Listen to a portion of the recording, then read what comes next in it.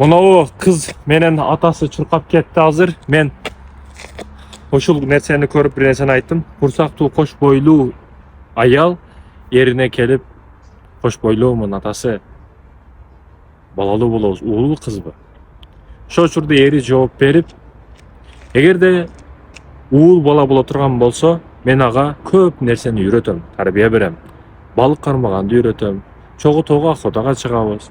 Көп нерсени кетмен чапкандан баштап мык какканга чейин көп нерсени үйрөтөм. Туура жолду үйрөтөм, туура багытты үйрөтөм. Сага мээримдүү, мага камкор болгонду үйрөтөм дейт экен.